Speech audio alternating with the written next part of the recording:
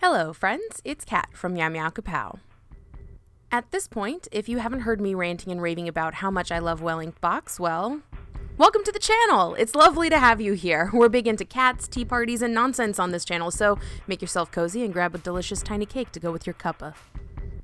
This month, the supplies actually came in an envelope rather than a box because the notebook we got was so big, it just made more sense. And let me tell y'all, I'm loving the notebook, but I'm getting ahead of myself here. Per usual, thanks to Well-Inked Box for sending me this awesome subscription of both art supplies and bullet journal supplies. If you're interested in knowing more about them, check the doobly-doo down below.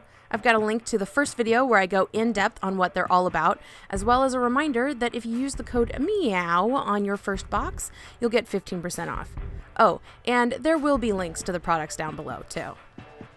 All of the pens this month are from the brand Zebra, which is totally rad because they're a great brand with some really cool materials.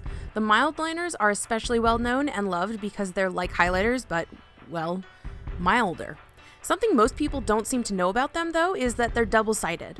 One end is a chisel nib and the other is a fine-tipped bullet nib. I've used Mildliners before and actually bought some for my own bujo a year or so ago, and I can attest to their wide variety of colors and gorgeous usability. Sometimes their more subdued hint of color is preferable to neon highlighters, though I do know you can layer them if you want to get a deeper effect. Two of the things that I was intrigued by, as I hadn't used them at all, were the metallic pen that had a flexible brush tip and the fountain pen. Fountain pens are kind of all the rage, it seems, and I must admit that writing with this was really nice.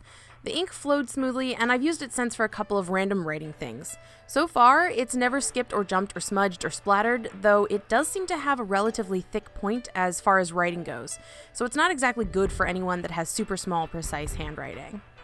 I've wondered if fountain pens get any line variation, like my traditional nib pens that you dip into ink, and the answer is basically no. The line width seems almost entirely consistent with very, very small variations.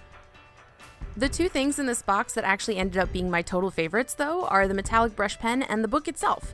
First of all, the cover for the book is pretty darn cool, and if you check out Well-Inked Box Instagram, you'll get to see at least one of the other designs from Cognitive Surplus, the company that made the notebook. At first, I thought the paper inside would be disappointing because most bujo have sort of wimpy paper, but this was actually relatively sturdy, and while there was some ghosting between pages, where you could see a sort of shadow of what was on the previous sheet, I didn't have any trouble with bleeding through, even though I wasn't really delicate with the materials. The only exception to this statement is where I used water over the fountain pen to test if it was waterproof, which, given that the paper wasn't meant for water mediums, I'll give it a pass. Useful knowledge for those of you who like to use watercolor in their bujo, though. I also thought I'd be frustrated with losing out space in the margins of the book because turning the first page made it seem like the book wouldn't lay flat. This is actually as a result of the way that they attached the first page to the cover, with a small strip of that page actually being glued to the cover itself near the spine. The scoring in the spine made it seem, at first, like the whole book would be attached the same way, but it's not.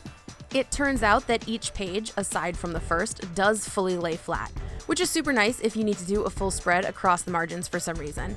It also just feels nicer when you're writing in a book that you don't have to fight against the spine of. I also personally enjoy the dot grid as opposed to an actual grid, since it's less intrusive visually as far as I'm concerned. Still gives you great guides in case you want to write cleanly or need to make shapes with specific dimensions, like when I drew a rectangle that I actually wanted to be even instead of fully lopsided.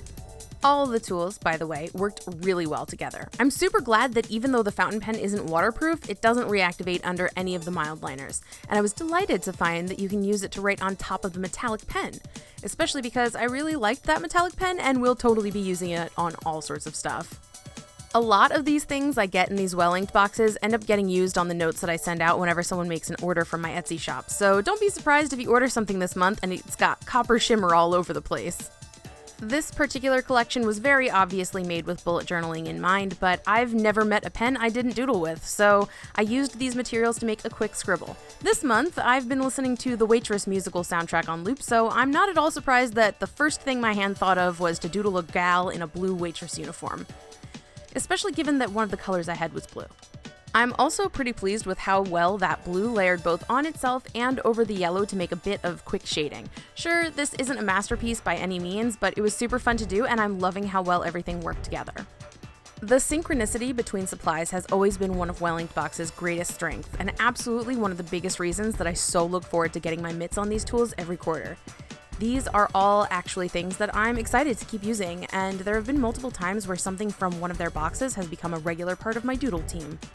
To those of you who already subscribe, I want to know what you got. I've seen some super cool different covers for the journals, but I'm also curious if we all got the same colors of pens or not. To those of you who are just curious about Wellinkbox and haven't gotten a box yet yourself, I want to know what you think about this combination of supplies. Are they something that you would use? Are they things that you have used already?